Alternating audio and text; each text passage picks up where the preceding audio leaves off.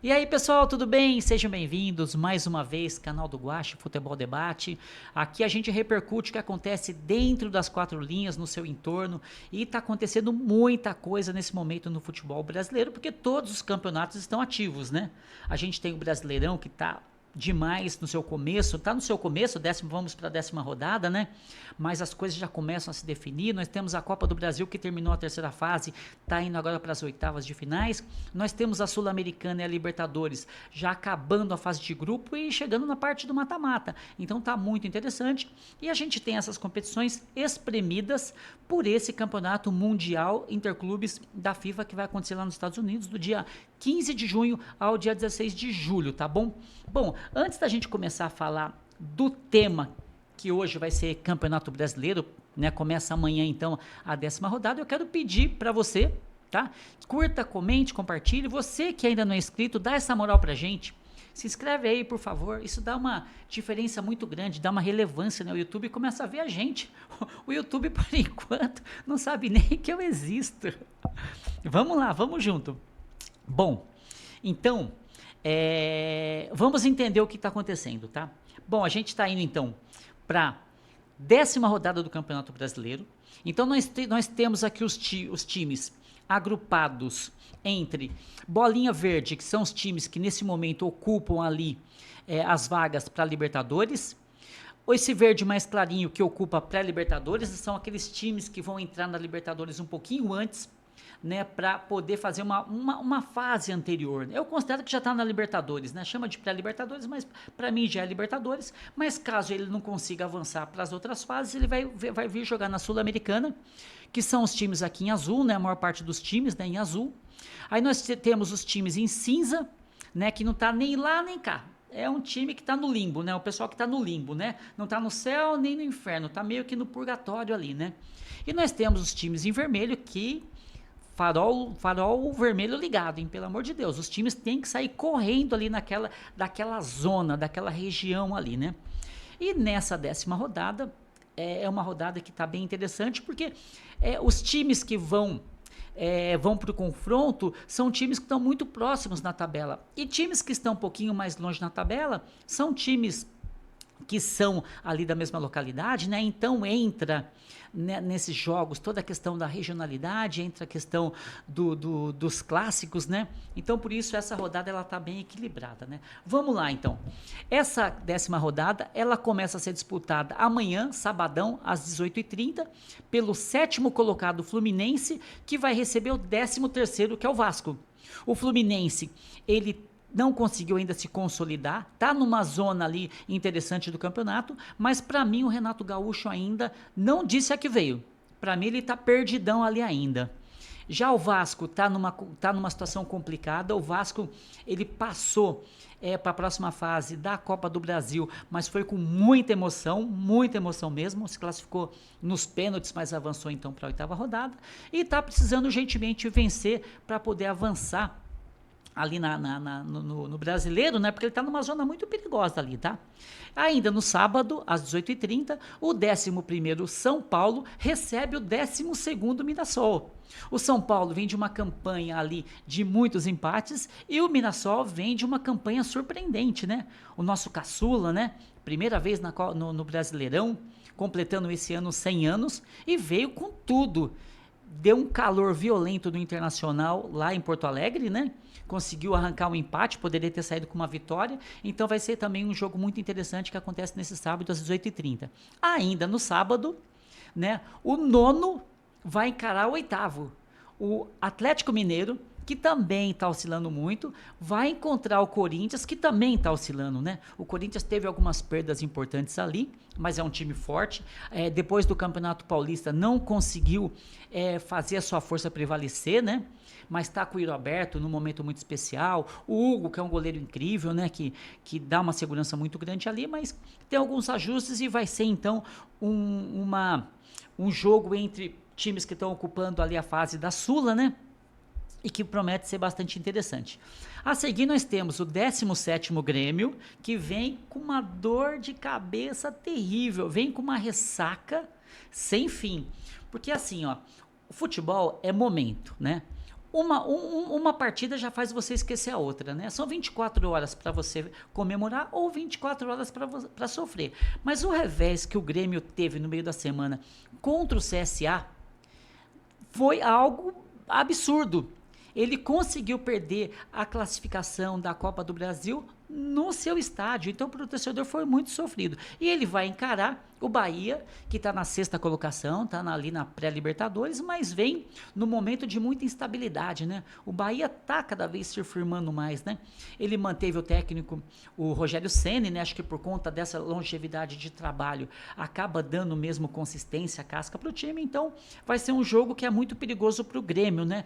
É perigoso que o Bahia ainda afunde mais o Grêmio, né? Eu assisti o jogo do Grêmio, né? Que ele não se classificou contra o CSA, e eu fiquei preocupado, porque é um time realmente muito frágil. A seguir, né, no domingo, partimos então para o domingo. Ah, não, esse jogo do Grêmio contra o Bahia no domingo às 11 horas. Ah, vale aqui uma ressalva em relação a esse horário. Esse horário é cruel. Esse horário é medonho. Eu queria saber quem foi. Com certeza deve ter sido a dona Rede Globes, né, que definiu um jogo para esse horário. No verão, gente, é um absurdo esse horário. Acaba com o jogo, acaba com o jogador. A gente tem que sair fora desse calendário esdrúxulo, né? Então, mas, pô, boa sorte lá para os times, tomara que o clima permita que seja um jogo bom para todo mundo. E aí, no domingo ainda, já às 16 horas, a gente vai ter o grande clássico, o jogo super aguardado, né? O primeiro encara o segundo, eles estão separados por 4 pontos na tabela. A gente jamais imaginou que iria chegar nesse momento com esse distanciamento. Então o Palmeiras, que está um time consolidado, um time arrumado, um time na mão, os jogadores estão voando, a gente praticamente não tem ninguém no departamento médico, né? Tá todo o elenco ali liberado para que o Abel possa trabalhar a sua estratégia da melhor forma. Já o Flamengo, ele é um time também extraordinário, mas ele vem ali de uma sequência um tanto quanto irregular, né? Perdeu lá para o Cruzeiro, não teve uma boa sequência na Libertadores, embora tenha ganho o último jogo que foi importante. Então vai ser um jogo muito bom, um jogo muito interessante. Eu tô louco para ver quais estratégias os técnicos montaram para esse jogo. Eu quero ver se o Flamengo vai ser ousado, eu quero ver se o Palmeiras também vai montar aí uma estratégia de cutucar mais o Flamengo, porque nas vezes anteriores que o Flamengo foi no Allianz, o Flamengo conseguiu sair muito bem, viu? Então vai ser muito interessante esse jogo. Eu imagino que vai estar todo mundo de olho nesse jogo, né?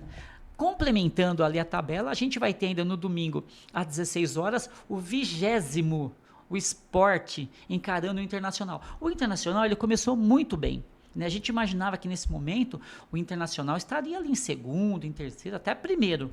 Olha, tá na 15ª posição, tá na zona daquele nem, né? Nesse momento ele nem iria para Sula e nem iria ser rebaixado, né? Ele fica ali no local realmente muito constrangedor, né? Eu acredito que o Sport vai pelo menos arrancar um empate. Tô acreditando muito que o Sport vai dar uma reagida, né? Vamos ver, hein, gente? Vamos ver, depois a gente confere. Já na sequência, o 16º, nossa, ele tá ali na beiradinha. Ele tá ali na ponta do precipício. Ele vai encarar quem tá lá no precipício. O Santos tá ali bolinha vermelha, tá ali na zona da degola, vem de um revés muito terrível, perdeu para o CRB a classificação para a Copa do Brasil. O Neymar, ele entrou somente no segundo tempo e quando o Neymar entrou, ele mudou o jogo, né? O Santos com o Neymar é outro time, mesmo na minha opinião, o Neymar não estando em plenas condições e para mim nem tá muito afim, tá? É complicado eu falar isso, mas eu não acho que o Neymar está tão preocupado mesmo em focar 200% como é necessário hoje em dia. Fato é que quando ele está em campo, o Santos é outro.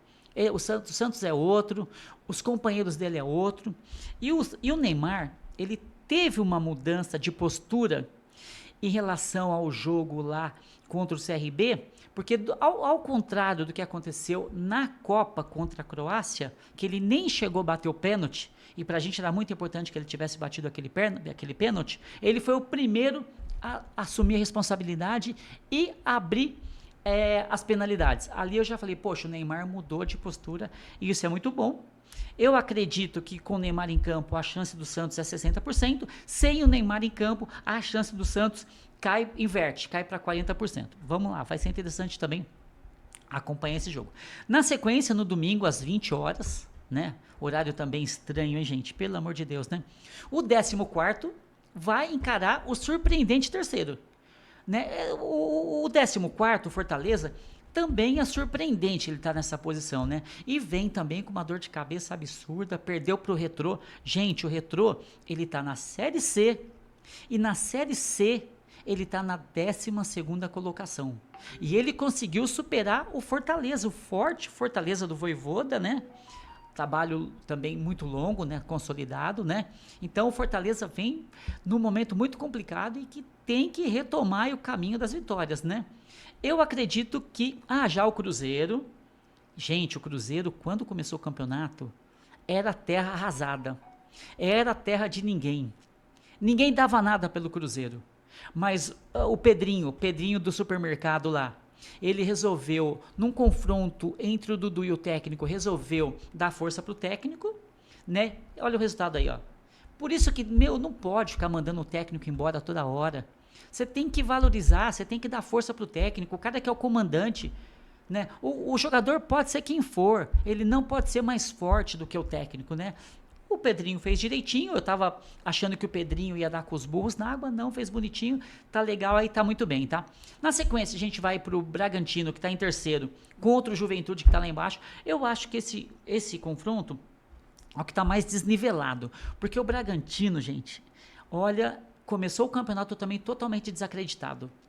Gente, o que esse técnico atual, ele é um técnico que não tem grande experiência. Ele dirigia as categorias de base, teve uma passagem pelo Cruzeiro rápida, assumiu o Bragantino. O Bragantino faz um trabalho incrível, tem uma estrutura incrível, né? Já o Juventude tá bem fragilizado, né? Vai ser complicado para o Juventude, hein? E o Bragantino vem aí da Copa do Brasil de um resultado extraordinário, porque foi lá em Brusque, perdeu de 1-0, então quando foi jogar em Bragança Paulista, precisava reverter esse quadro, não só reverteu como amassou. Sapecou-lhe um 6-0 no Brusque, que o Brusque acho que deve estar até agora com dor nas costas. Deve estar complicado lá para o Brusque, deve estar com a cabeça quente. Então esse jogo aí, a vantagem e o favoritismo do Bragantino é muito pronunciado. E para fechar a rodada, né, vai fechar então na quarta-feira, dia 4/6. Nossa senhora, tá bom, né? Tá bom, vamos lá.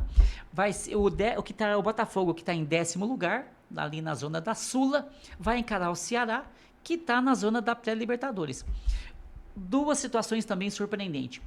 A gente imaginava que o Botafogo, em função do que produziu, do que criou, do que conquistou ano passado, esse ano, né, mesmo tendo perdido umas peças, fez umas contratações também interessantes, trouxe o Arthur, que é um jogador que eu gosto muito.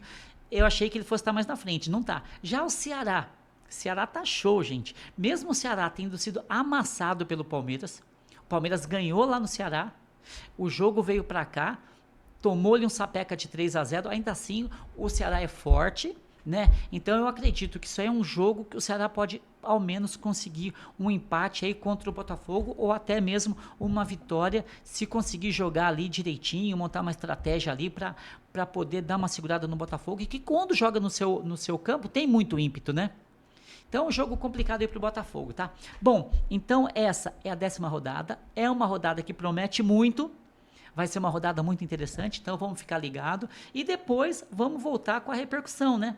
Vamos ver se quem estava com favoritismo fez prevalecer o favoritismo.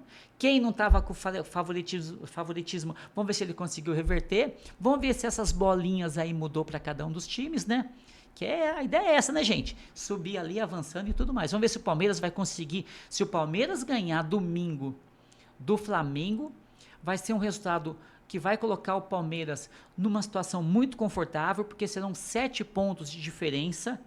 Poxa, 7 pontos é uma gordurinha interessante, né? Então vamos ver o que vai acontecer, tá bom? Quero encerrar então pedindo para você mais uma vez, para você curtir, para você compartilhar, tá bom? Para você comentar, você que não é inscrito no canal do Guache, dá essa força aí, dá essa moral pra gente, tá bom? Grande abraço e que vocês sejam felizes nessa 10ª rodada do Campeonato Brasileiro, tá bom? Valeu, pessoal, abraço, obrigado, viu?